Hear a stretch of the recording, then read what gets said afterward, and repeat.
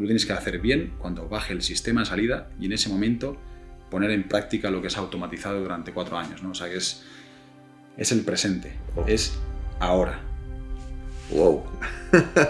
Y fue una sensación como de vergüenza, como de hasta aquí he llegado. Digo, si haciendo lo que he hecho me ha pasado esto, se acabó. Masterchef, como levantas la caja de madera, lo único que tenía que hacer era detectar que era ese producto. Punto. ¿Quieres un pescado? Me da igual que sea pescado azul, pescado blanco, pescado lubina, dorada, tal. Yo te voy a hacer a baja temperatura con salsa pil y te voy a acompañar con arbolitos de brócoli salteados. Punto. Hoy tengo delante a alguien que representa exactamente lo que perseguimos en este podcast. Que el éxito no es una foto, es una trayectoria. Es una persona que ha sabido reinventarse, cambiar de prueba, cambiar de equipo, cambiar de rol y seguir ganando. Un profesional que entiende que el deporte también es gestión, mentalidad, estrategia y negocio. Simplemente ha vivido con propósito. Tenerlo hoy es la oportunidad de aprender de un hombre que ha demostrado que nunca te paras cuando tienes claro quién eres y hacia dónde remas. Bienvenido, Saúl Cravioto.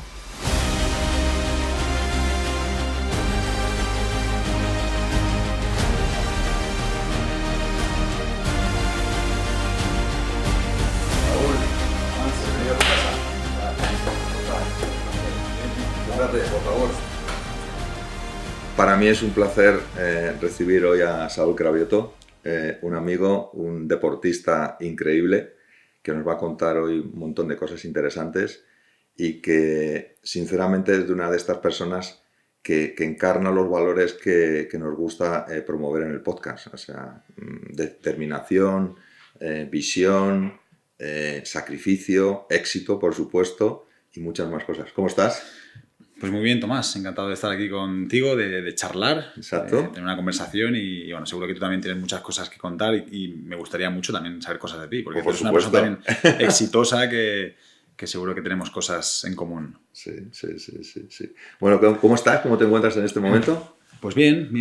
Una etapa feliz, contento, entrenando a otro nivel. Sí. Después de los Juegos Olímpicos siempre solemos bajar un poco el pistón. Pero a nivel personal, pues muy feliz, con mucho lío. Sí. Este trimestre estamos con muchos compromisos y viajes y tal, pero la verdad que muy bien, muy contento y encantado de estar aquí. Tenía muchas ganas yo de venir a este podcast contigo. Muy bien. Y estrenando casa, ¿no? Sí. Eso es otra cosa que eso es como preparar unos Juegos Olímpicos casi, ¿eh? La reforma y tal, la verdad que ha sido un año intenso, pero feliz. Pero eso es muy ilusionante, ¿eh? Porque ves ahí la ilusión hecha realidad. Sí. Bueno, es una cosa que llevo muchos años queriendo tener esa casa. Al final la hemos logrado después de mucho esfuerzo, mucho sacrificio y ya por fin llevo ya 2-3 meses viviendo en ella, con mucho trabajo, todavía deshaciendo cajas de la mudanza, que no se lo deseo ni a mi peor enemigo una mudanza, pero bien, contento. Qué bueno. Sí, bueno, sí. Tú, que tienes el honor de ser el español con más medallas olímpicas, 5 Juegos Olímpicos, que eso es algo, o sea, yo creo que es un bagaje impresionante. ¿Cómo empiezas? ¿Cómo se desarrollan tus primeros años y cómo el piragüismo llega a tu vida? Pues a mí me viene un poco de tradición familiar. Mi padre, Manuel, que es, él era piragüista, también estuvo en el equipo nacional, hizo sus pinitos en el equipo y fue un poco el que me inculcó los valores del deporte, la pasión por el piragüismo y bueno, tengo incluso una foto subido con 9 meses en la piragua. Tengo esa foto que bueno, es casi en blanco y negro, pero está mi padre con así puesto un bebé, con 9 mesecitos y remando. Que yo no sé mi madre cómo le dejó hacer esa foto. Porque, claro, yo tengo niñas pequeñas y, ostras, con 9 mesecitos y da por volcar, voy para el fondo, ¿eh? O sea, sí. Pero sí, imagínate, llevo toda la vida subido en una piragua y bueno, desde pequeñito pues mi recuerdo es ir de vacaciones con nuestro Renault 11, con la vaca, la piragua en la vaca y donde fuéramos tenía que haber un lago, un embalse y bueno, recuerdo pues eso, con 5, 6, 7 años ya navegando por embalses con mi padre, me acuerdo que me ataba una cuerda en la popa de la piragua, yo en la proa. Íbamos los dos navegando y bueno, mi infancia ha sido pues siempre muy ligada con el deporte, con el piragüismo y de ahí me viene. Casi como aprender a montar en bicicleta. Pues sí. La verdad que lo he mamado de pequeñito y no te sabría decir con qué edad empecé, porque empecé, ya te digo, ha sido como muy natural. Muy orgánico todo siempre, pero bueno, así... ¿Y tu padre sigue dándole a la piragua? que si sigue, vamos, toma, yo no soy el número uno ni en mi casa yo. Mi padre es un crack, es un crack.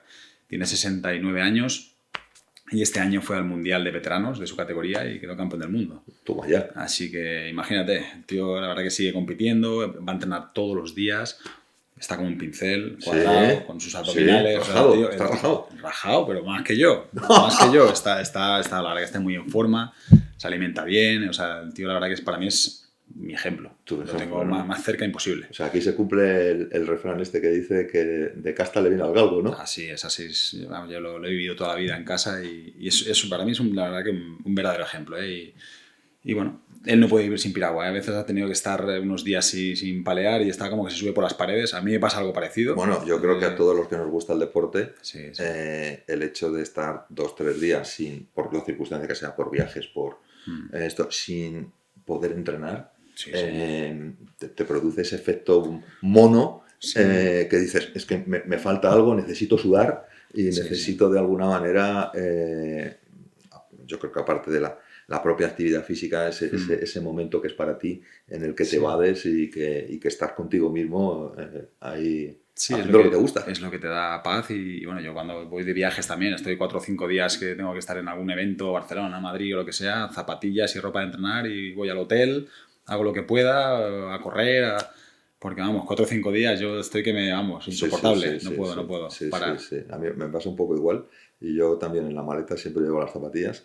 Como nunca sí. sabes en qué hotel vas a caer y qué va a tener, pues bueno, pues lo más fácil es salir a correr a la calle. Sí. Oye, también se conocen las ciudades así corriendo, ¿eh? Sí, la mejor manera. A mí me gusta mucho, ¿eh? La verdad sí. Es la mejor forma de conocer una ciudad es correr.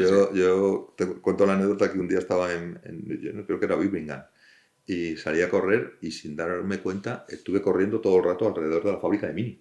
Y entonces yo decía, pero esto es interminable. O sea, entonces sí, qué bueno. Sí.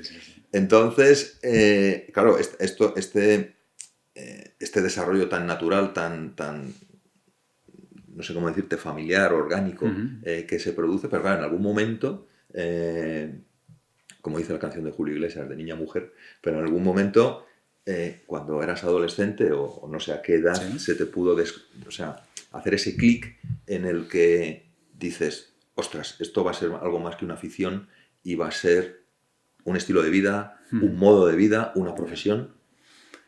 Sí, eso ocurrió, yo creo que con 14, 15 años.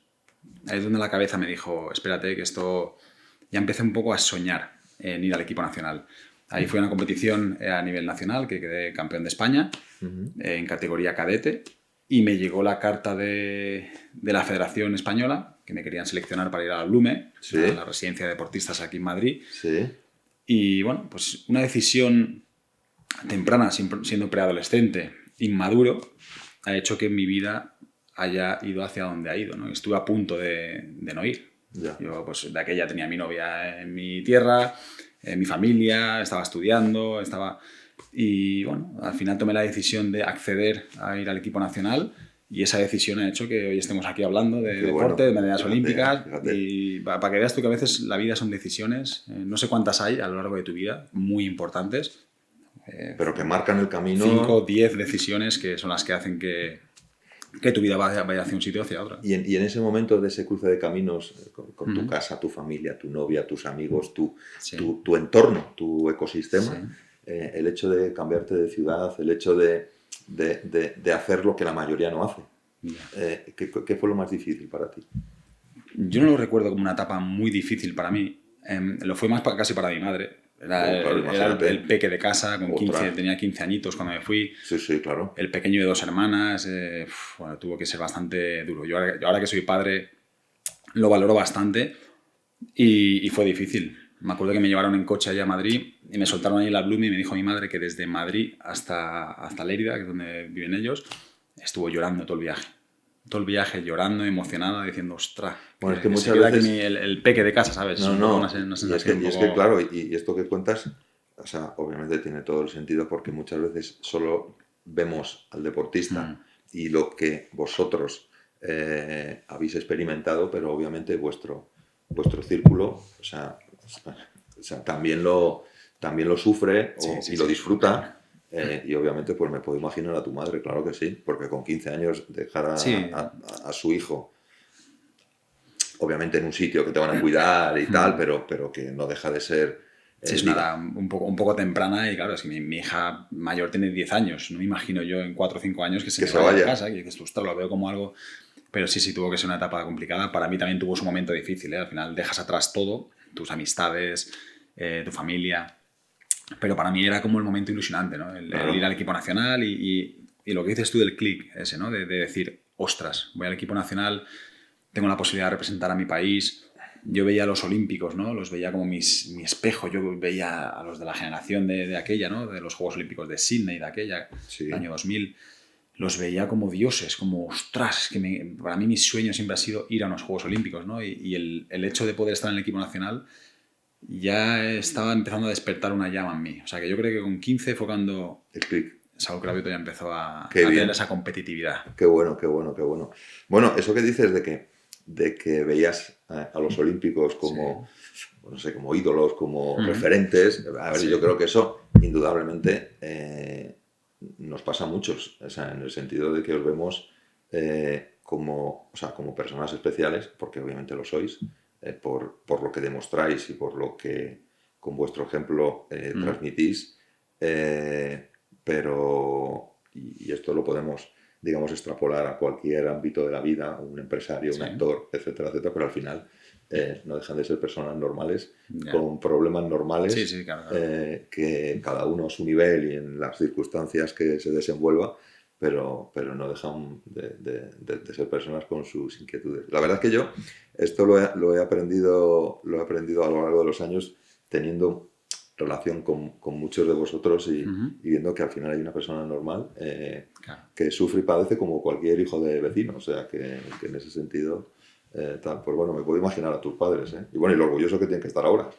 Sí, sí, sí, claro. Imagínate, mi padre piragüista y, bueno, y mi madre también, por supuesto, Claro, han sido unos sufridores, me han acompañado en la sombra muchas veces, sí, siempre a mi sí, lado, para claro, sostenerme las veces que me he caído, han estado siempre claro, ahí como en la claro. sombra. He tenido unos padres que en ese sentido me han sabido acompañar, nunca me han exigido más de la cuenta, han estado siempre a mi lado, haciendo grandes esfuerzos, con muchas dificultades para llegar hasta esos competiciones, campeonatos nacionales, se han quedado sin muchos fines de semana, sin vacaciones, para llevar al niño que sea Asturias, que sea Galicia, que sea Sevilla, en coche, miles y miles de kilómetros, esfuerzos económicos, Sí, sí. hoteles, No, gasolina, no, todo, peajes. O sea, todo, todo. han tenido que hacer una serie de esfuerzos que, bueno, que ahora que vemos a Saúl Cravioto y ya ha llegado a la cima, parece que ha sido fácil, pero bueno, hay un camino detrás que yo lo valoro muchísimo y que muchas veces pues, oye, hace falta que tener padres así al lado No, bueno, y yo para mí creo que son es. esenciales, No, han no, a sido ver, yo creo parte que. esencial. Yo creo que son un resorte y un pilar fundamental, o sea, para mantener ese equilibrio Sí, sí. en todos los sentidos, aparte del soporte que puedan dar en logística, en economía, en Sí, sí, sí. diferentes áreas, pero sobre todo saber que tienes a alguien que te ayuda, te respalda y que te sostiene porque obviamente supongo que no habrá sido difícil. Digo, No, perdón, no habrá sido fácil y que habrá momentos, como todos en la vida y más tú con una carrera de 20 años, que no. habrá altos y bajos que de alguna manera, ¿quién te ayuda en esos momentos? Bueno, pues los de siempre, ¿eh? La familia. La familia son los que están ahí siempre al lado, apoyando. Y lo que sí que he sentido siempre con mis padres es como que mis padres y bueno, ahora con mi mujer actualmente, con toda la gente que me ha estado rodeando, es que nunca han tenido esa exigencia de el resultado. Ellos lo único que han querido mis padres es que yo sea feliz. A ellos les daba igual que yo fuera campeón olímpico, que campeón de España, que campeón de lo que sea, ¿no?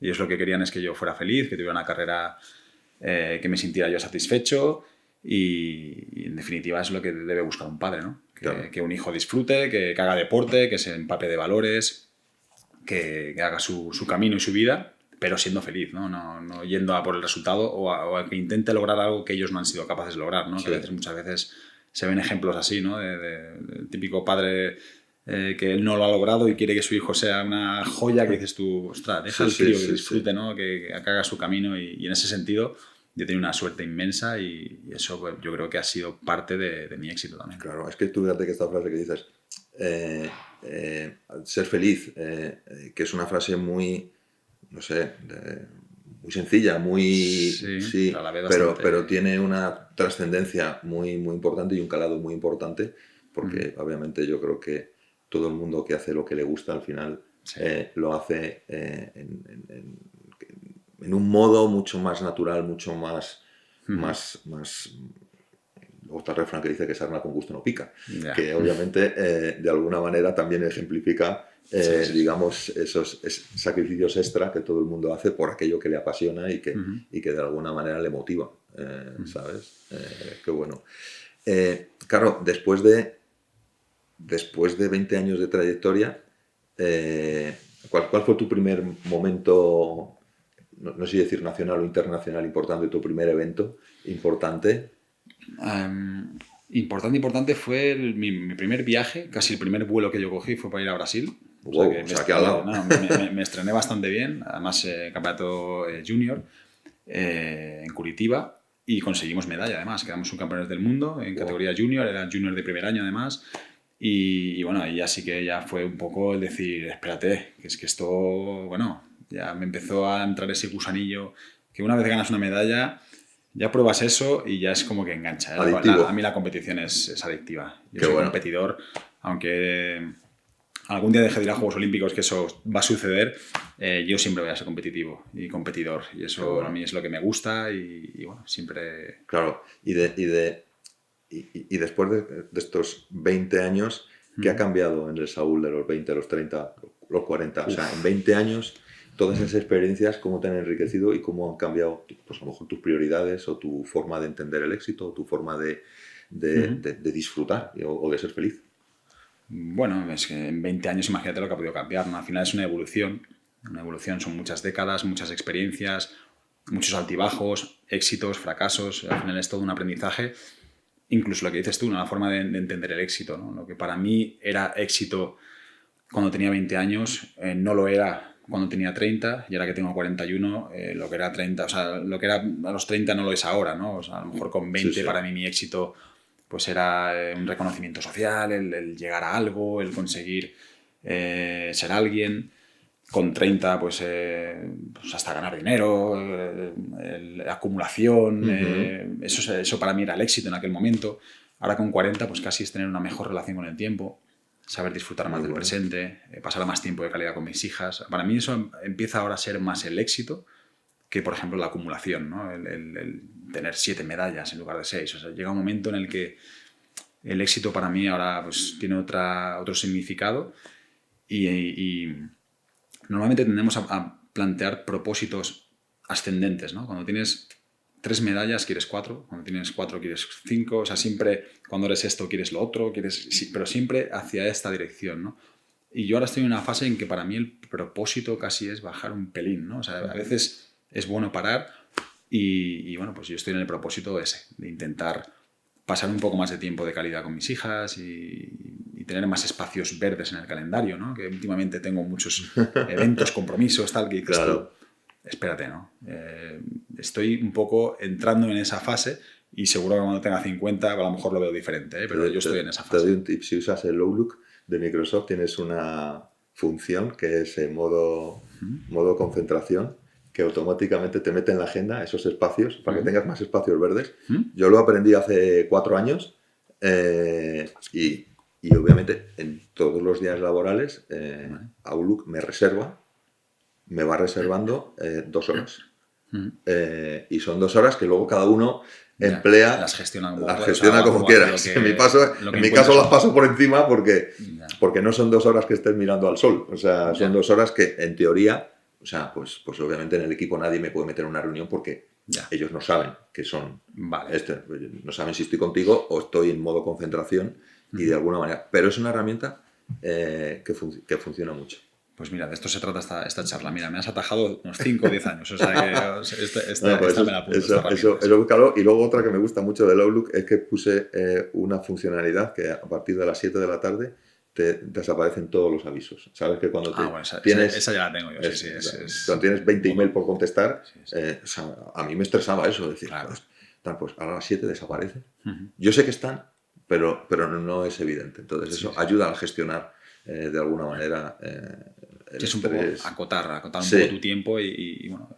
Y encontrar tiempo para uno. Sí, porque si no es imposible. Es organización y yo un poco estoy en esa fase también, intentar, pues a nivel de semana, pues este día de tal hora a tal hora para generación de contenido, para mis redes sociales, de tal hora a tal hora hacer esto. O sea, intento compactarlo todo porque si no es un poco vas dejándote llevar y no llegas a nada y bueno, es un poco es importante eso, sí. Claro, en estos 20 años, porque son 20 años de éxito, supongo que habrá habido momentos difíciles, momentos más brillantes y momentos más oscuros. ¿Cuáles destacarías o cuáles de alguna manera comentarías en el sentido de decir, ostras, pues en la preparación de, yo qué sé, los juegos de no sé cuáles han sido los de París, los últimos, por ejemplo. Pues, ¿qué situaciones te has visto realmente difíciles o oscuros? Que muchas veces yo digo oscuros porque son gestiones o situaciones que te comes tú solo, que no las comentas con nadie por diferentes razones, por miedo, por vergüenza, por incomprensión, porque algunas veces dices, bueno, tengo esta situación y no sé cómo gestionarlo, no quiero preocupar a nadie en exceso, etcétera, etcétera. Pues mira, yo sí que es verdad que cuando ves a Saúl Cravioto destacan las 6 medallas olímpicas y parece que mi vida o mi carrera ha sido exitosa, pero han habido muchos tropiezos y fracasos y quedarme fuera de finales y demás. Pero yo destacaría como fracaso, que no me gusta esa palabra, porque fracaso es quien no lo intenta, quien no lucha por algo. O sea, yo lo peleé como el que más y no me salió. Digamos que no logré lo que esperaba. Pero en 2015, cuando no conseguí clasificar para los Juegos Olímpicos de Río. En piragüismo hay 2 formas de clasificar para unos Juegos. En 2016 fueron los Juegos, pues el año antes, en 2015 tenemos un campeonato del mundo donde hay que clasificar. Si no lo consigues, hay una especie de repesca a un mes de los Juegos, ¿vale? Pero es súper difícil porque solamente hay una plaza para Europa, una para Oceanía, una para América, o sea, una por continente. Y es súper difícil. Pues yo en ese Mundial de 2015, en Milán, me acuerdo que ese año fui el deportista más ejemplar que pude haber. No hubo un deportista seguro que hiciera lo que hice yo en ese 2015 para clasificar. No solamente quería clasificar, sino que quería quedar campeón del mundo. Me acuerdo que pesaba la comida todos los días, me pesaba yo todos los días, medía los niveles de fatiga después de cada entrenamiento, me hacía mis estadísticas, no tomaba ni una caña, salía a cenar con mi mujer y era como que son las 10, mañana entreno. O sea, vivía súper obsesionado por y para ese objetivo. ¿Qué pasó? Que llegué a ese Mundial de Milán con tal nivel de nervios y de autoexigencia que yo me había metido, en plan, es que tengo que ganar, lo he hecho todo perfecto, he sacrificado mucho para lograr esto, con tal nivel de nervios que no solamente no clasifiqué, sino que me metí en la final C, no en la B, en la C, o sea, no estaba ni entre los 18 primeros del mundo, o sea, me bloqueé, estaba en la salida, me entró la flojera muscular, unos nervios increíbles, y me acuerdo que ese día, pues bueno, me fui al hotel, ahí en Milán, bajé persianas, una cosa rarísima, me quería estar a oscuras, solo, llorando, lloré como un bebé, o sea, desconsolado, unos lloros desgarradores, que yo nunca había llorado por el piragüismo, ni para bien ni para mal, y eso para mí marcó un antes y un después, se me cayó el mundo, o sea, fue como, no sé qué ha pasado, sentía vergüenza, sentía que había fallado a todo el mundo, a todo mi equipo, a entrenador, a fisio, o sea, al final yo tengo un equipo detrás, ¿no? Sí, claro. Y fue una sensación como de vergüenza, como de hasta aquí he llegado. Digo, si haciendo lo que he hecho me ha pasado esto, se acabó. Estuve a punto de anunciar mi retirada, ya hablé con mi entrenador, hablé hasta con la federación, ya iba a hacer la típica retirada ya en el Comité Olímpico, pues hasta aquí, ya está. Oye, he ido a Pekín, a Londres, tengo 2 medallas olímpicas, oye, que no está mal tampoco, ya está. Me retiro y ya está, ¿no? Pero al final lo de siempre, pasó el tiempo, pasaron las semanas, los meses, y ya no lo vi todo tan negro. Ya empecé a verlo un poco más gris. Empecé a ver matices, colores. Empecé a ver, pues bueno, el apoyo de mi mujer, de mi entorno, de mis padres, a verlo un poco más relajado. Y dije, bueno, vamos a intentarlo una vez más, vamos a ir a esta repesca, pero aprendiendo de los errores, no obsesionándome. Si un día me apetece tomarme una cerveza, me la tomo. Si un día me apetece tomarme una fabada y un cachopo, que vivo en Asturias, me lo como, no pasa nada. Y digamos que relajarme un poco, ¿no? Intentar disfrutar del camino, siendo muy profesional, alimentándome bien, obviamente, o sea, obviamente. entrenando bien, todo bien, pero siendo pues, más flexible. Y decidí ir a esa repesca. Logré ir a ese europeo, quedé campeón de Europa. Fui a los Juegos Olímpicos un mes después o 2 meses y saqué 2 medallas olímpicas. Wow. O sea, pasé de 10 meses antes de estar a punto de retirarme a doblar mi palmarés olímpico y tener el mejor aprendizaje que pude tener, que es pues bueno, darme cuenta que no te puedes obsesionar, que es importante cuidar también el pilar social, el pilar familia, el pilar... No descuidar eso, ¿no? Porque muchos deportistas se centran solamente en entrenar el aspecto mental, la determinación, competición, tal, pero deja tiempo para la gente que realmente importa, para tu familia, pasar tiempo con ellos. Y bueno, ese para mí fue un aprendizaje. Yo siempre he sido el mejor Saúl Cravioto después de un gran fracaso. Qué bueno. Ese ha sido el... Bueno, es una pena que tenga que darme golpes y trompazos cada poco, pero con la perspectiva mirando hacia atrás, doy gracias a todos los golpes que me he dado, porque yo creo que el éxito acaba relajando, ¿no? Cuando vienes de ganar, dices tú, ¿para qué voy a tocar nada, no? Claro. ¿Para qué voy a modificar la piragua, la pala, la alimentación, tal? Pero ten por seguro que el que está segundo o el que está cuarto está con el cuchillo entre los dientes, analizándote, viendo lo que estás haciendo, qué piragua llevas, qué giro de pala usas, que te están analizando, están como buitres alrededor esperando a que falles para tirarte para ir a por la yugular, ¿no? Qué bueno. Esto que dices del segundo, creo que ya lo he contado aquí con Joan Roca, que una vez estuve en su restaurante cenando y le preguntamos, o sea, porque llevaba no sé cuántos años seguidos siendo mejor cocinero y mejor restaurante del mundo.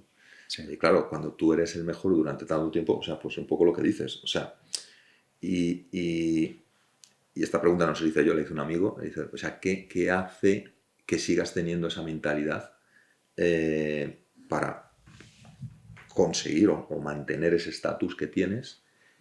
Y la respuesta para mí fue de genio absoluto, simple, dice, muy sencillo, pensar como el segundo. Claro. Porque el segundo tiene ese hambre, porque todavía no se ha saciado con las mieles de la victoria. Claro. Entonces, de alguna manera, esto que acabas de decir me ha recordado, digamos, esa situación que la verdad es que la recuerdo como una clase de vida. Sí. Y aparte yo creo que también es bueno fracasar y verte en esos pozos oscuros, ¿no? Como el que me encontré yo en 2015, ¿no? Porque ¿tú sabes cuántos mensajes recibo yo cuando quedo campeón olímpico? Pues imagino que... Mensajes de WhatsApp. De toneladas. Instagram, miles. ¿Sabes cuántos mensajes recibí yo ahí en Milán? Cuando estaba ahí en el pozo ese oscuro. 20 y pico, 30 mensajes. Fíjate. Al final yo creo que es bueno también estar metido en ese pozo oscuro, ¿no? Porque también sabes, el éxito tiene muchos amigos, ¿no? Al final, cuando estás ahí arriba... Bueno, todo el mundo quiere la foto con el campeón, todo el mundo quiere estar ahí con el campeón, pero cuando quedas cuarto, cuando estás fuera de una final, eso es más solitario, ¿no? Y creo que es interesante de vez en cuando darle al botón del reset, saber quién tienes alrededor, ¿no? Y sobre todo, cuando vuelves otra vez a los focos, no olvidarte de esos 30 mensajes. No, eso es lo más importante. Indudablemente, porque esos, o sea, valen por 1000. Valen por 1000. Y eso solo te lo da fracaso. Eso solo te lo da el botón del reset. Esa gente. Qué bueno.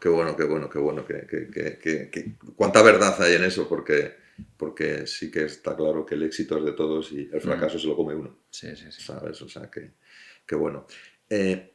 Dentro de, digamos, no sé, estos altos y bajos, y en un deporte en el que en muchas ocasiones competís 4 atletas en la misma piragua, tiene que haber una gestión del liderazgo, alguien tiene que coger el toro, porque siempre hay alguien que destaca un poco más. Tú que eres una persona pues indudablemente exitosa y que los demás te tienen que tomar como referente, precisamente por ser capaz de pasar del lado más oscuro al lado más brillante, que esto solo lo hacen unos pocos, porque hay que tener, yo creo que esa resiliencia y esa resistencia y esa habilidad, o sea, para sortearlo, porque hemos visto casos de deportistas que estando en el pozo, desgraciadamente, deportistas, empresarios y gente normal, o sea, no es algo exclusivo de los deportistas. Ese liderazgo silencioso, que a mí me gusta denominarlo, ¿cómo lo has manejado? Bueno, el liderazgo al final es una cosa que a veces no se elige, te llega pues, cuando te tiene que llegar, ¿no? Yo cuando he tenido diferentes roles a lo largo de estos 20 años de carrera deportiva. Cuando empecé en Pekín 2008 tenía 23 años, yo iba en una embarcación en K2 con otro que tenía 27 y mi rol era diferente, ¿no? Él era el líder y digamos que con el paso de los años pues vas asentando una forma de actuar, de ser, tal, y sí que en los últimos años pues quizá me ha tocado a lo mejor un papel que yo no he elegido, pero bueno, hay muchas formas de liderar. Está el liderazgo democrático, el ejemplarizante, luego a veces está el autócrata, ¿no? A veces, pues eso, cada una vez o dos al año, cuando ves que el barco se hunde, tienes que dar un golpe de timón. Dar un golpe en la mesa y decir, oye, chicos, que esto no va como tiene que ser y esto se hace así, punto. Porque pues, por experiencia, tal, yo estoy viendo unas cosas que a lo mejor hay gente que no está viendo, yo he pasado por ellas y hay que tomar este rumbo y hay que dar un golpe encima de la mesa. No me gusta ese tipo de liderazgo, a veces hay que sacarlo, pero yo soy más del ejemplarizante, sobre todo. Yo creo que es el que más funciona, ¿no? Si quieres que tu grupo se alimente bien o que llegue a la hora, que sean puntuales, que sean... Pues, tú tienes que ser el primero, ¿no? Ellos tienen que verlo. Si tú llegas 10 minutos tarde, tú no puedes exigir a nadie que sean todos puntuales, ¿no? Si tú quieres que sean puntuales, tú llegas a -5. O llegas el primero al entrenamiento, o si quieres que todos calienten y no se escaqueen a la hora de estirar, te tienen que estar viendo estirar. Si se van todos del gimnasio y ven que el tío que tiene más medallas olímpicas o el que más tal se queda al último y está estirando, por el gimnasio no se va ni Dios. Todos se quedan ahí y hacen, ¿sabes? Al final yo creo que el ejemplo... Predicar con el ejemplo. Es el mejor liderazgo que pueda haber, ¿no? Y sobre todo, pues eso también, saber delegar, saber dar, bueno, a veces a sabiendas de que a lo mejor se va a pegar un golpe, pero a veces tienen que pasar por ello para que aprendan. Pero depende de qué situaciones, cuando el embudo se va encerrando, o sea, va llegando el momento clave, pues vas no dando tanta cuerda, ¿no? Digamos que son como al ser 4 años, pues tienes que intentar manejar todo eso y en un equipo eso es difícil, pero bueno, yo he tenido la suerte, la verdad, de tener unos compañeros y un entrenador y un grupo humano a mi alrededor experimentado, súper serio, súper profesional y la verdad que mi liderazgo no ha sido tampoco... No ha hecho mucha falta, digamos, pero bueno. Bueno, eres modesto. Hacías mención ahora el tema de los 4 años. En las empresas existen los planes estratégicos, cada compañía decide si es a 3, a 5 años, pero siempre hay una hoja de ruta. En el caso de un deportista como tú, que tiene, digamos, un poco la cita con mayúsculas cada 4 años, ¿cómo planificáis, cómo tú has gestionado estos periodos? Porque claro, al final has ido a 5 Olimpiadas y son... O sea, es el objetivo y como dice tu libro, 4 años para 30 y pocos segundos. Exactamente. Bueno, yo creo que al final la clave del éxito, para mí la parte más difícil del éxito, no está en la parte de puesta en escena, de entrenamiento, alimentación, descanso. Esa para mí es el escalón más fácil del éxito. Está en los pasos previos, en los 3 escalones previos a ponerte manos a la obra. Desde la planificación, la gestión de la mental, pero sobre todo para mí es el primer escalón, es la parte más difícil, que es el de tener el propósito, saber hacia dónde quieres ir. Digamos, saber qué árbol quieres ser para detectar qué semilla debes de plantar, ¿no? Para mí esa es la parte más difícil y es donde mucha gente va como pollo sin cabeza de lunes a viernes a trabajar, a entrenar, a estudiar, sin un plan o sin un rumbo claro, ¿no? Digamos un sueño. Y esa es la parte en la que todos deberíamos de invertir todo el tiempo necesario, todo lo que hiciera falta. Si no lo ves claro, pues viajar, despejarte, rodearte de gente diferente, hacer lo que tengas que hacer para tener claro primero esa semilla. Una vez tienes claro eso, lo demás ya se construye, ¿no? Y bueno, en nuestro caso, pues esa semilla la plantamos 4 años antes. Después de los Juegos de Londres, tenemos un mes de vacaciones o lo que tengamos, pero ya en octubre de ese primer año ya tenemos clara la hoja de ruta hacia los siguientes juegos, que eran Río de Janeiro. En Río, los de Tokio. En Tokio, los de París. O sea, tenemos que tener claro esa hoja de ruta y plasmar, sobre todo, negro sobre blanco ese objetivo, ¿no?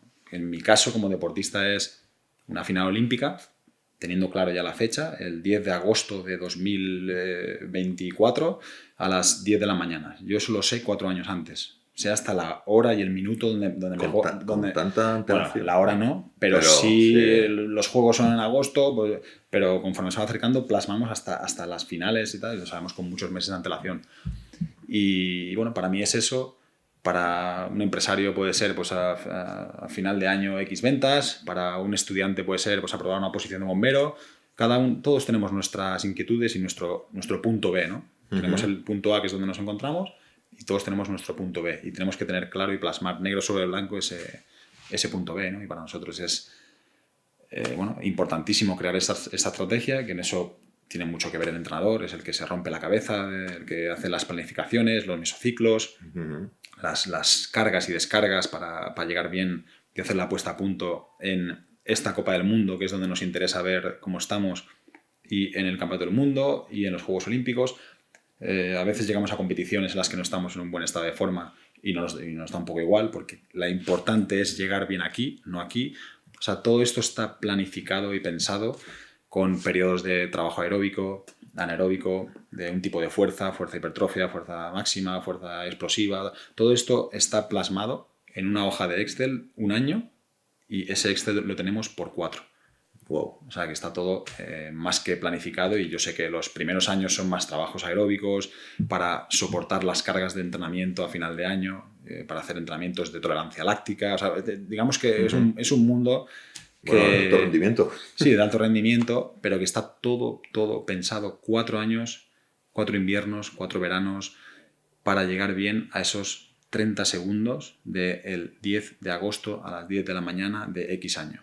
O sea, yo creo que yo y muchos nos hemos preguntado, y sobre todo en pruebas tan cortas y tan explosivas como pueden ser las vuestras, y antes hacías mención a que en este campeonato del mundo que te bloqueaste y tal, ¿cómo tienen que ser los minutos previos antes de realmente salir y dar la primera palada?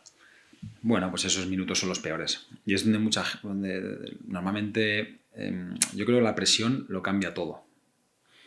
Es la parte más difícil de manejar, ¿no? Esa gestión de la presión, ¿no? Hay gente que cuanto más la aprietas, o cuando más la acorralas, o se le acaba el tiempo, o llega esa final olímpica, ese examen, lo que sea, esa entrevista personal, para lo que sea, pues son capaces de tener la mente dispersa y focalizarse y sacar su mejor versión en ese momento. Y hay gente que cuanto más la aprietas, más se doblan.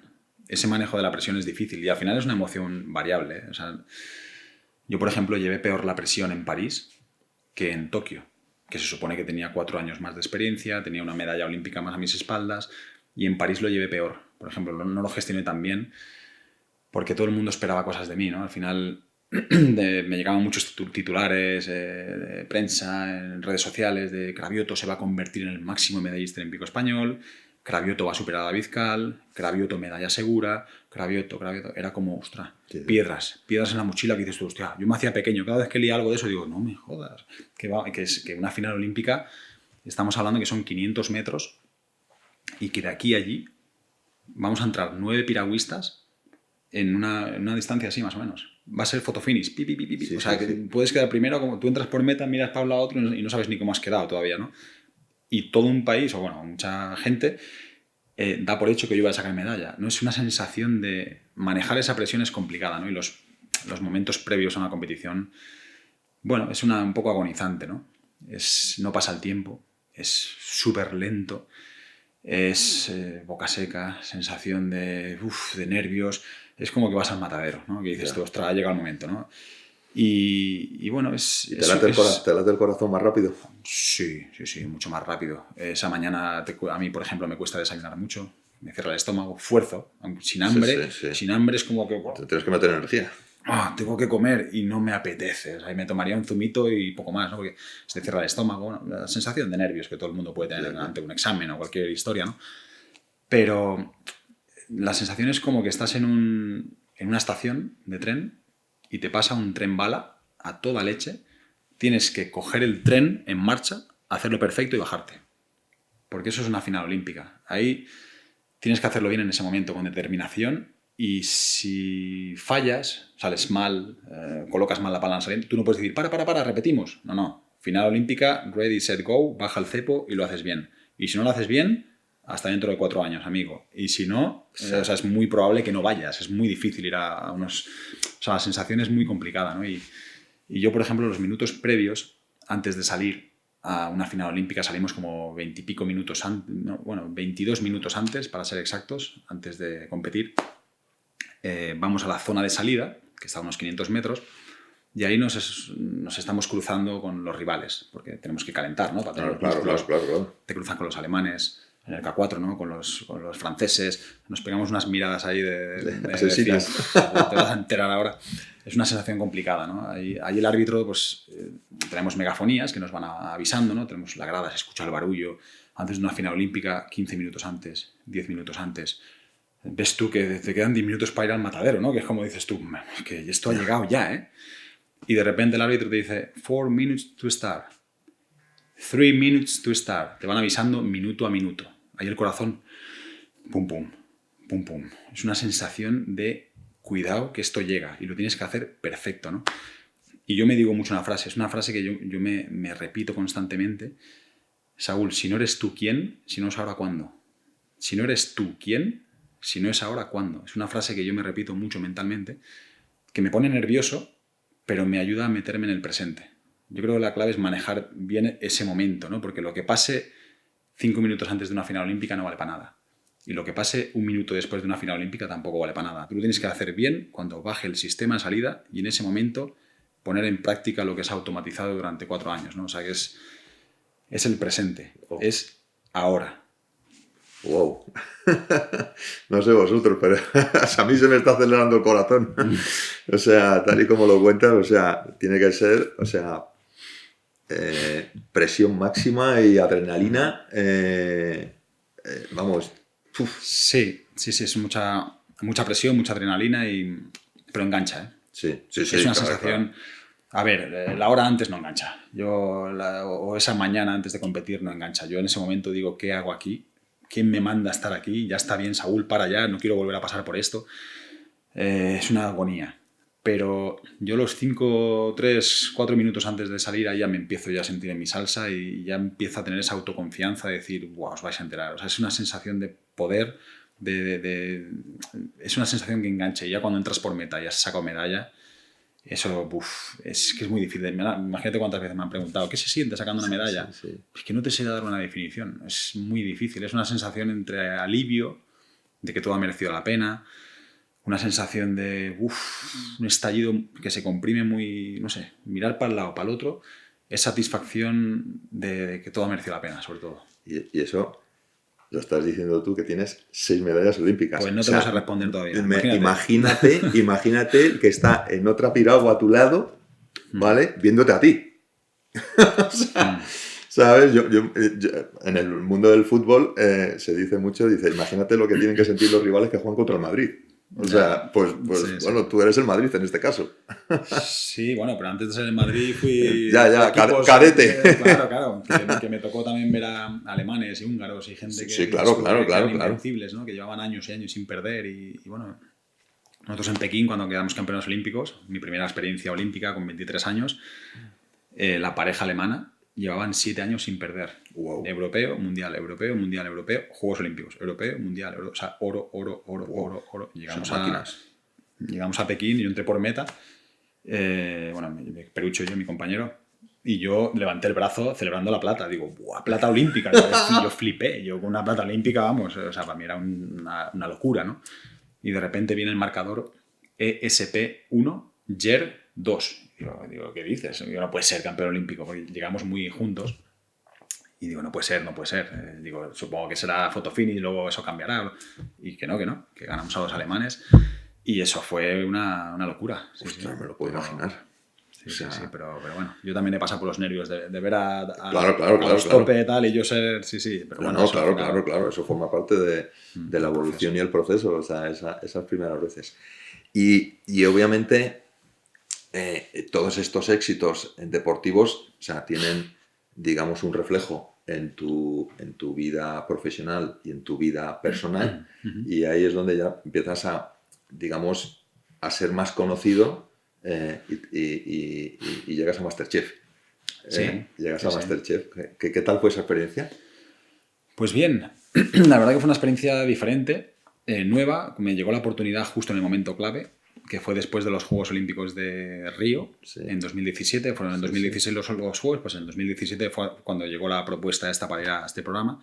Si llegase el año antes no hubiese ido, porque es año olímpico y tal, pero al ser año posolímpico, bueno, yo la verdad que no sabía freír un huevo frito, sabía hacer comida de supervivencia de soltero, Sí, sí. a la plancha, Claro, claro. pasta con tomate y atún, Sí, o sea, sí. muy El toque de estudiante. microondas. Exacto, comida de estudiante, vamos, un plato de lentejas no sabía ni cómo se empezaba. Y claro, me llamaron para MasterChef y yo no tenía ni idea. Y digo, ostras, ¿yo cómo voy a ir a esto, no? Pero bueno, de lo que había en parrilla de televisión, pues bueno, es un programa muy blanco, muy Sí, familiar, sí, sí. muy tal, y digo, pues yo qué sé, vamos a intentarlo, ¿no? Y bueno, pues yo que soy muy metódico y muy... No me gusta hacer las cosas a medias, desde que hicimos el casting hasta que entramos, pues bueno, pero como un killer, ¿eh? Fui Sí, a un sí. restaurante ahí en Casa Gerardo, a un Sí, restaurante... sí, claro, en Asturias. ¿No conoces? Sí, Bueno, sí. pues imagínate, fui a un sitio Hombre, joder, con estrella Michelin, que conocía bueno, a Pedro Morán y Sí, y a sí. Marcos, a su hijo. Sí, sí. Y bueno, les dije, me llamaron para ir a MasterChef y que no tengo ni idea, tal. Les pregunté si me podían enseñar alguna escuela de hostelería, alguien que me pudiera enseñar y tal. Y dice, déjate de escuelas, vente para acá, para Casa Gerardo y nosotros te enseñamos. Y estuve 2 meses yendo todos los días a entrenar. Salía de entrenar a las 11 de la mañana, iba luego a la cocina, me ponía mi gorrito, mi delantal, a pelar cebolla, a limpiar pescado, a hacer lo que me Wow. hicieran. Hacía el servicio con ellos, con la comida, luego a recoger. Trabajaba de cocinero. De cocinero. Y estuve 2 meses ahí a tope. ¿Y eso lo hiciste tú solo o te cuesta que algún compañero también hizo Bueno, todo. alguna- O sea, la edición Celebrity, digo, o sea, al final es un poco autodidacta, ¿no? O sea, tenemos cada uno que buscarnos un poco la vida y cada uno aprende como puede, claro. Al final, la edición Celebrity no somos cocineros. Ya, O sea, ya. va deportista, un Claro, modelo, sí, un sí, actor, sí, un sí, cómico. sí. Ninguno es cocinero, No, algunos no, se no. le puede dar bien. Y bueno, supongo que todos tenían sus entrenadores Claro. culinarios. Y Supongo. yo busqué a Marcos y la verdad que muy bien. Y ahí también usabas el de las planificaciones de los Juegos Olímpicos. Sí, la verdad que todo lo que me ha enseñado el deporte, yo creo que sin quererlo, Sí, lo claro, claro. lo extrapolo a cualquier ámbito de la vida. Y para MasterChef, bueno, en principal, primero tener la humildad suficiente para saber que solo no lo vas a conseguir. Eso me lo ha enseñado el deporte, saber delegar y saber rodearte de un equipo. Muy cierto. Yo no sabía cocinar, pues busqué a gente que me ayudara. Claro, Fui a Casa Gerardo. Pero a mí el valor que más me enseñó o que más me ayudó, la herramienta más bien, fue la del poder de la simplificación. Una cosa que en el deporte la usamos mucho. Qué que bueno. es quitar paja. ¿Qué necesito para ir del punto A al punto B? En este caso, para mí, era que no me echaran el primero o intentar llegar lo más lejos posible, de forma eficiente y eficaz. ¿Y qué me sirve? Esto y esto me sirve para lograr ir al punto B. Pues para adentro. Esto y esto es paja, fuera. O sea, es simplificar, quitar paja. Y bueno, me creé una estrategia que me ayudó bastante. Sí, qué bien. Bueno, ganaste. Sí. Bueno. Ahí me hice como una especie como... Tenía casi toda la información en un Excel, Qué bueno. en un papel. Hice, bueno, productos principales, Sí. en ese papel, ¿eh? Tenía Sí, todo. sí, Productos sí. principales, tenía, pues, yo qué sé, aves, ternera, cerdo, pescado, ¿no? Producto Sí, principal, sí. Hacía 3 formas de hacer cada producto principal. El pescado, por ejemplo, pues a baja temperatura, al papillot, que es envuelto en papel albal con verduritas y al horno, y a la plancha. Yo me aprendía solo 3 formas de hacer. 3. Luego 3 salsas para el pescado. Pues yo que sé, salsa pil, salsa de tomate y hierbas y salsa de lo que sea. Me las aprendía una y otra vez. Y luego 3 acompañamientos para el pescado. Pues no vas a poner un pescado con una salsa, tienes que hacer una guarnición, ¿no? Sí. Pues Unas yo verduritas, que sé, o sea. verduritas salteadas o brócoli salteado, un puré de coliflor y mantequilla de fondo y arbolitos o corazones de tomate aliñados, no sé qué. Pues, me aprendí esas 3 formas. ¿Yo qué hacía? Levantaba la caja. Bueno, Masterchef, Sí, ¿sabéis cómo va, ¿no? Levantas la sí. caja de madera. Lo único que tenía que hacer era detectar qué era ese producto. Punto.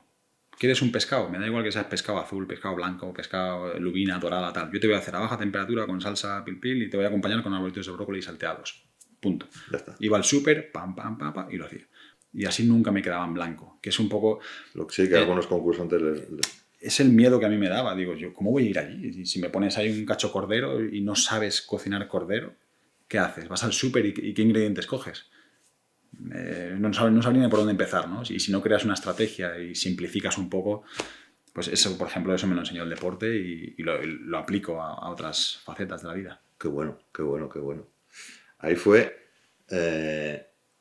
o sea, yo estaba viendo esa edición porque en mi casa hemos sido fan. Ahora últimamente tengo que reconocerte que no lo vemos tanto. Pero en la edición que tú estuviste y otras, y la verdad es que la de los niños también nos gustaba mucho. Sí, Te vimos ahí a los mandos de las sartenes y tal. Sí. Y fue la primera vez que me atreví a escribirte, ¿sabes? Para tener digamos, alguna colaboración y alguna cosa. Y sí. La verdad es que muchas veces, como os decía al principio, digo, os vemos un poco como personas un poco inaccesibles, pero bueno, fue tan sencillo como ir a tu perfil de Instagram, escribirte y tu equipo nos contestó enseguida y súper bien. Sí. Y dentro de una carrera y que has hablado y que has nombrado muchas veces la planificación, o sea, al final la vida de un deportista es una vida que es limitada. Ahora estamos viendo que con la tecnología, la medicina, la mayor conciencia, digamos, la vida de los deportistas se alarga algunos años, cosa que es, yo creo que muy bueno para todos. A la vista está. Exacto. Fui con 40 años a París. Claro. Pero todos sabemos que obviamente el rendimiento llega un momento en el que pues el corte este que hablabas, pues posiblemente no se ve. Dentro de esa planificación, ¿existe un plan B? ¿Existe, digamos, ideas a futuro que pueden estar relacionadas con el deporte o no, digamos, para desarrollarte como profesional? Sí, para mí lo del plan B siempre ha sido algo que en ese sentido sí que me he considerado bastante maduro siempre, ¿no? Porque con 18 años ya tuve claro que al final, pues bueno, he elegido un deporte que es maravilloso, contacto con la naturaleza, la sensación de navegar por ríos, lagos, mar, o sea, es maravillosa, es precioso, pero bueno, a nivel económico es piragüismo, ¿vale? No te puedes, y te lo digo yo con 6 medallas olímpicas, ¿no? O sea que es importante y yo siempre hago mucho hincapié, yo que ahora soy, digamos, el mayor del equipo, a los chavales que entran jóvenes, hago mucho hincapié en que estudiar, formaros, tener un plan B, ¿no? Y siempre lo he visto bastante claro, ¿no? A mí me gusta poner el ejemplo de la cuerda de trapecista, ¿no? Del trapecista que va de un edificio a otro por una cuerda muy delgada. En este caso tú estás en el punto A, el punto B es el otro edificio, ¿no? Y tu cuerda... Es muy fácil, en mi caso, ese punto B es muy fácil caerte. Ir a unos Juegos Olímpicos... en España somos, ¿qué? 48 millones de habitantes, sí, más o menos. Deportistas que vayan a los Juegos Olímpicos somos 350 personas, 400. De 48 millones ya hay un buen barrido. 400 personas. Como mucho. De esas 400 personas que vamos a unos Juegos, que se vuelva con medallas olímpicas a España, 17, 18 personas. O sea, estamos hablando de una probabilidad tan alta de que tú, cruzando esa cuerda de trapecista, te caigas al asfalto y te mates, bueno, entiende la metáfora, te caigas, es muy, muy elevada, ¿no? Por eso es importante tener un plan B, ¿no? Yo en mi caso, con 18 años, pues tuve claro que, pues bueno, aprobé la oposición de Policía Nacional y yo ya me creé una red de seguridad. Yo sabía que si un día me lesionaba, si un día no iba a unos Juegos Olímpicos, me pasaba cualquier cosa, pues bueno, me caería, pero por lo menos no me mataba, no me caía en el asfalto, me caía en una red de seguridad, me podía dislocar un hombro, hacerme daño, porque estaba muy lejos la red, ¿no? Pero no me mataba, ¿no? ¿Eso quiere decir que con 18 años aprobé la oposición y Cravioto se ha olvidado? ¿Tiene 40? No. yo esa red de seguridad ha seguido yendo hacia arriba. He seguido formándome, he seguido invirtiendo en inmuebles, en negocios, tengo una participación en un restaurante en Londres, con Quique da Costa además también. ¿Ah, sí? Sí. Bueno, digamos que he ido diversificando, doy conferencias, he trabajado mucho la marca personal con diferentes marcas. Todo esto que te voy diciendo, pam, pam, pam, pam. O sea, al final yo tengo una red de seguridad en esa cuerda muy delgada de un edificio a otro. Tengo una red de seguridad a 1 metro de distancia. ¿Y tú cómo cruzas esa cuerda si sabes que no tienes red de seguridad? Cruzas tembloroso, pasito a pasito y, hostia, que no me caiga, que me mato. Pero si tú sabes que tienes una red de seguridad a 1 metro, ¿cómo la cruzas? Levantas la mirada, miras el punto B y cruzas con determinación, sin miedo, porque dices tú, no pasa nada, puedo echar el pie aquí. Yo creo que es importante y a mí me ha ayudado muchísimo a tener una carrera deportiva duradera, con 40 años, sin preocupaciones, sin inquietudes laborales, económicas. Todo eso creo que a mí me ha ayudado a tener una carrera deportiva exitosa. Es parte de mi éxito, es haber hecho mucho hincapié en haber tenido inquietudes más allá del deporte. Claro, y eso también te da, a pesar de que toda iniciativa tiene su riesgo, pero siendo un riesgo controlado, al final te aporta seguridad. Claro. En el sentido de decir, oye, vamos con más confianza, con más seguridad a lo que haces. Sí. Y eso está muy bien. Yo creo que esto es una de las cosas que yo creo que en el deporte, yo creo que en estos últimos años se ha mejorado. Sí, se ha mejorado bastante, sí. Se ha mejorado bastante el tener esa cultura financiera, esa, digamos, preocupación por el después, que va a suceder cuando, digamos, se apaguen las luces y no haya tantos flashes y tantos aplausos, el hecho de poder tener. O sea que tienes una participación en un restaurante. Sí, o sea, Masterchef te marcó bien, ¿eh? Bueno, yo el mundo gastronómico estoy muy metido ahora, sí. La verdad que sí. Ahora cocino y subo recetas en mis redes. ¿Ah, sí? Sí. La verdad que me ha despertado una pasión por la... Yo de pequeño, yo me crié en un restaurante. Mis abuelos tenían un restaurante, son leoneses, de León, comida típica leonesa y tal. Y yo me he criado, mi madre cocinera también, y me he criado entre fogones y entre mesas. Salía del cole con la mochilita, salía del cole y yo hacía los deberes ahí entre clientes, dando por saco entre fogones, seguro, molestando por ahí seguro. Y me criaba en un restaurante. Luego la vida me llevó hacia el rumbo deportivo, pero Masterchef, digamos que me ha vuelto un poco a despertar esa pasión por esa tradición familiar también, muy relacionada con la gastronomía. Claro, eso al final es algo que ha estado en tu casa y que ha estado muy, muy, muy presente en el ADN. Sí. Y volviendo un poco al mundo del deporte,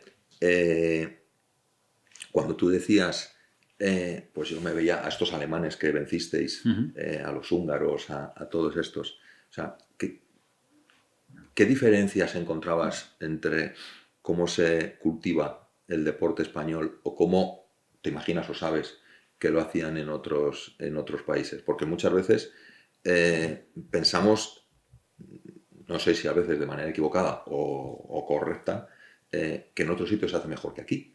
Claro, es que eso también depende con qué te compares, con qué o con quién te compares. En mi deporte en concreto, pues bueno, por ejemplo, los húngaros es casi el deporte rey allí en ese país. Wow. Sí, creo que es el waterpolo, es de los deportes más potentes, fútbol también, por supuesto, pero el piragüismo allí son como, famosos y son gente conocida. Es un país que hay mucha tradición de piragüismo. Al final, a nivel gestión, al nivel inversiones, pues bueno, en España hemos avanzado mucho, hemos mejorado mucho con la beca ADO. A raíz de los Juegos del 92 se instauró la beca ADO y para nosotros ha sido la única forma de poder ser un poco profesionales y poder vivir, porque si no sería inviable. Si no tuviéramos becas, si no tuviéramos ayudas, pues bueno, estás con la piragüina unos años, pero oye, hay que pagar hipotecas, hay que pagar casas, claro. Está muy bonito representar a España, pero la vida son otras. Pero sí que es verdad que se están dando muchos avances y demás. Pero bueno, nosotros en piragüismo te comparas con los alemanes, que a veces coincidimos entrenando en Sevilla. Sevilla es el paraíso en el centro de alto rendimiento ahí de la Cartuja. y aquello, pues bueno, se llena de húngaros, holandeses, todo, alemanes, Europa del Este, claro, allí en invierno no se puede estar, hace un frío increíble, van rompiendo el hielo con la proa, bajan todos a España, a Sevilla, y allí ves un poco la diferencia, ¿no? Ellos en el gimnasio tienen a un técnico solamente con un ordenador midiendo la velocidad de gente con ordenador, tienen 2 o 3 personas solo para el gimnasio, 2 o 3 técnicos para no sé qué, invierten de forma diferente, digamos, ¿no? Pero bueno, nosotros estamos avanzando mucho, ¿eh? O sea, bueno, ya te digo, estamos también dándole esa vuelta de tuerca. En nuestros inicios éramos un poco ensayo-error y demás, pero estamos profesionalizándonos mucho y bueno, acercándonos mucho. O sea que eso denota de que somos mejores, mucho mejores que ellos, porque ellos tienen todo eso y nosotros aún así estamos cerca y peleando con ellos. O sea que el día que le demos esa vuelta de tuerca, pues seremos invencibles. Sí, pues qué bueno, qué bueno. Me acaba de venir a la cabeza los hijos de un íntimo amigo de Israel, Greta y Nico, están en el equipo nacional. Sí, no sé quién de los dos ha ganado el campeonato de España. ¿Pero equipo nacional de piragua? Sí. Ah, mira. Has dicho lo de Sevilla sí. Me ha venido a la cabeza que mi amigo Irra me dijo un día, me tengo que ir a Sevilla o a no sé dónde a un campeonato. Bueno, pues, Greta y Nico González. Pues a ver si coincidimos un día por ahí navegando por el puente Triana. Sí. O sea, ahora, pues con 40 años, 5 Juegos Olímpicos, a esa generación de jóvenes, o sea, a los hijos de mi amigo, que tienen 19 años, 19 uno y creo que 20, 21, porque son como la edad de mi hija, ¿qué les dirías? O sea, ¿qué consejo les dirías a estos chavales que están en otras circunstancias, 20 años después de que tú empezaste? ¿Qué les dirías? ¿Cómo ha cambiado el deporte y tu deporte en estos 20 años? ¿Y qué cosas tendrían que tener, digamos, en consideración? En consideración, bueno, es que hay muchísimas variables. Depende primero cuáles sean sus objetivos, si aspiran a lo más alto. Pues bueno, ser conscientes primero del peaje que conlleva. Yo creo que cuando lo que hemos hablado antes de la semilla, de tener claro el propósito, eso es lo más importante. Si tienes claro ese propósito, también tienes que estar dispuesto a pagar un peaje, ¿no? No es lo mismo aspirar a ser campeón olímpico que a terminar una prueba de lo que sea en tu barrio, ¿no? O sea, el peaje que tienes que pagar, los sacrificios que debes de pagar son mayores y bueno, una vez estés dispuesto a pagar ese peaje, pues construir. Antes de ponerte manos a la obra, coger un papel y un lápiz y hacer un esbozo, un borrador y anotar, borrar esquemas, gráficos, y dentro de todo ese esbozo, antes de ponerte manos a la obra, tienes que tener la humildad suficiente, lo que he dicho antes, de crear un equipo que te ayude a lograr llegar de forma eficiente, crear una estrategia, poner fecha, día, minuto y segundo a ese final olímpica, a ese objetivo de acceder al equipo, a ese examen, a lo que sea, cada uno de lo que hemos dicho del punto B, planificarte mentalmente, estar dispuesto y aprender a manejar esa gestión mental, la presión. Importante tener un plan B, saber que van a haber momentos negativos, pero no verlo como algo negativo, sino todo lo contrario. Ser consciente que van a haber momentos muy difíciles, no es una línea recta perfecta. Te vas a encontrar mucha gente por el camino que te va a decir que no lo vas a conseguir, gente que te va a poner piedras en el camino, gente que te va a ayudar y va a ser mejor incluso de lo que tú pensabas, pero esto no es una línea recta, van a haber altibajos y sobre todo eso, tener claro lo del plan B, todos estos temas que hemos visto, ¿no? Yo creo que es muy importante esa preparación previa a ponerte manos a la obra. Tener claro hacia dónde quieres ir, estrategia, simplificar, quitar paja. ¿Qué me hace falta para ir del punto A al punto B? Esto, para adentro. Esto y esto me haciendo perder el tiempo, para afuera. Ser valiente, tirar para afuera todo lo que te hace y te resta en ese camino. Lo mismo con la gente. Toda la gente que suma y que te da esa energía para lograr llegar de forma eficiente a ese objetivo para adentro. La gente tóxica que de forma continuada en el tiempo, que todos tenemos derecho a tener periodos malos y a picar para abajo, pero si de forma continuada tienes a alguien que te está tirando para abajo, ser valiente y para afuera de esa embarcación, toda la gente que reme en esa dirección, y una vez tengas todos esos ingredientes en la ensalada, entonces ahora sí, ahora ya te puedes poner a entrenar, ya te puedes poner a estudiar, ya te puedes poner a trabajar, pero no ir como pollo sin cabeza de lunes a viernes, lo que he dicho antes, sin todos esos pasos previos. Eso yo creo que es el mejor consejo que les puedo dar. Qué bueno, qué bueno, qué bueno. ¿Y al Saúl de los 14 años? Pues, ostras, no sé muy bien qué le diría. Hombre, ahora viéndolo con perspectiva y para atrás, pues a lo mejor no le diría mucho. No, o sea, quiero decir, no hay mucho que... No, a nivel deportivo, a nivel familiar, pues tengo una familia maravillosa, tal, he cometido errores, he cometido fallos, me he dado 1000 leches y 1000 golpes, ¿no? Pero dices tú, ostras, que soy quien soy gracias a todo eso. Pues o sea sí, que, indudablemente. pues tampoco le diría mucho. Quizá le hubiese dado consejos de, pues bueno, a lo mejor haber sabido gestionar mejor algunas situaciones emocionales, en donde he estado quizá pasándolo mal durante mucho tiempo, dándome golpes en esos pozos oscuros que he hablado, de haber utilizado herramientas de gente que te puede atajar muchos meses de sufrimiento, psicólogos deportivos, gente, a hablar con gente como tú, por ejemplo, dejarme ayudar más en algunos momentos, que me los he comido yo solo y que solamente los sé yo. Claro. Pero dices tú, bueno, pues a lo mejor soy quien soy también gracias a ese dolor que he pasado, ¿no? Eres el resultado de tus decisiones. Sí, por eso. Que es un poco que todos acertamos la quiniela en los lunes, ¿no? O sea, al final yo creo que ahora a todo pasado todo el mundo haría cosas diferentes. Por eso, yo creo que todo lo que decisiones que has tomado tú es porque en el momento clave o en el momento que las tomaste es porque considerabas que era lo mejor que estabas haciendo. Y bueno, indudablemente yo creo que tomamos las decisiones en un momento dado pensando que es la mejor con la información que tenemos en el momento. Claro. Si luego las circunstancias cambian, por la razón que sea, pues el tiempo dirá si esa decisión que tomamos en ese momento era la mejor o no. Ya. ¿Sabes? Porque como tú dices, los lunes, sabiendo los resultados, todos somos por eso, todo el mundo adivinos y no, pero yo creo que hay que tener el coraje, digamos que en un determinado momento, ese tren que decías antes que pasa a toda velocidad, tirarte y cogerlo o dejarlo pasar, ¿sabes? En ese sentido. Oye, ¿y tus hijas les gusta la piragua? Pues he intentado introducírselo ahí de vez en cuando, pero no bueno, tienen 10, 8 y 3 añitos. A la de 10, hace vóley, ¿Sí? Hizo tenis también, la mediana dejó baloncesto hace poquito y ya está haciendo vóley también, le gusta el deporte, hace mucha actividad deportiva y tal. Pero bueno, la piragua no les acabo yo de convencer, ¿sí? No hay manera, pero bueno, el tema es que ahora elijan y que sean felices. Sí, que disfruten y ya está. Es lo que tienen, yo creo que es lo que tienen que hacer y el tiempo dirá cuáles son sus inquietudes y cuáles son sus aficiones y tienen más tiempo para disfrutar del camino.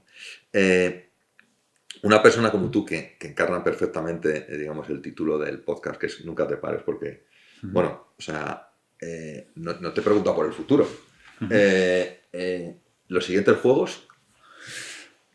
Ahí están. ¿Cómo lo ves? Ahí, pues en Los Ángeles los veo. ¿Sí? Ahí, sí. No lo sé. Digamos que yo ya no tengo 25 años. Ya tengo 41 recién cumplidos. Me encuentro bien físicamente, mentalmente también. Lo que pasa es que hay muchas variables. Yo ya no puedo ver vista a 4 años. Yo ya estoy en una fase en la que ya casi voy semestre a semestre, ¿no? Claro. Y tengo muchos frentes abiertos, tengo 3 niñas pequeñas. Y lo que hablábamos antes de los peajes, ¿no?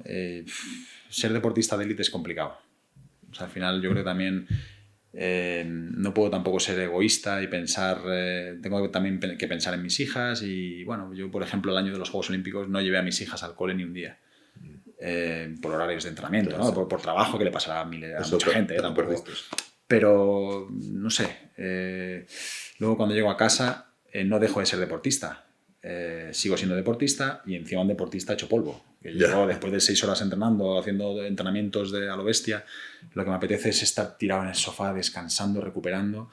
Y pues mis hijas quieren hacer puzzles, colorear, ir al parque, ir a no sé qué, y tienen un papá que está hecho polvo, que no tengo 25 años, con 40 no recupero igual. O sea, al final, digamos que...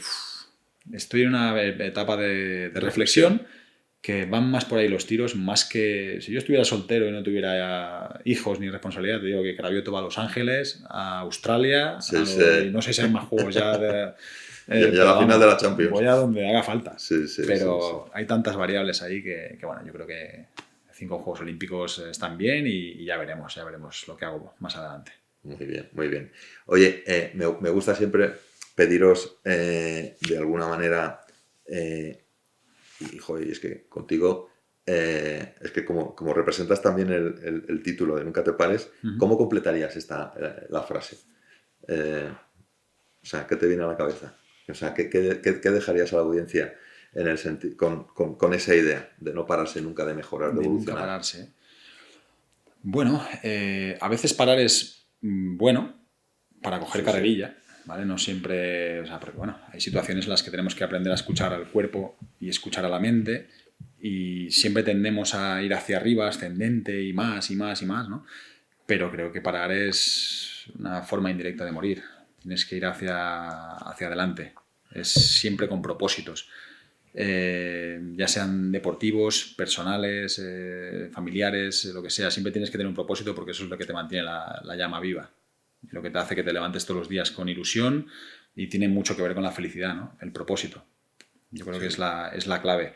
Y el propósito, tener un propósito, eso ya conlleva el no parar. Si tienes hacia dónde ir, si tienes esa zanahoria que perseguir, ya eso significa e implica avance. Sí. Muy bien, muy bien. Oye, pues nos dicen que ya que nos quedan 5 minutillos, ha sido de verdad un placer escucharte, conocer más al Saúl persona, al deportista ya lo conocemos súper bien y la verdad que me ha hecho mucha ilusión poder hablar contigo y que sepas que, bueno, que para muchos has sido y eres una fuente de inspiración en todos los sentidos, o sea, el título de el deportista español con más medallas olímpicas no es gratis y es algo que a muchos deportistas, empresarios y no deportistas, nos inspira muchísimo. Mira, una de las cosas que si yo fuese político haría es que aquellos deportistas y aquellas personas que han dejado la marca España en lo más alto, como es tu caso, varias veces,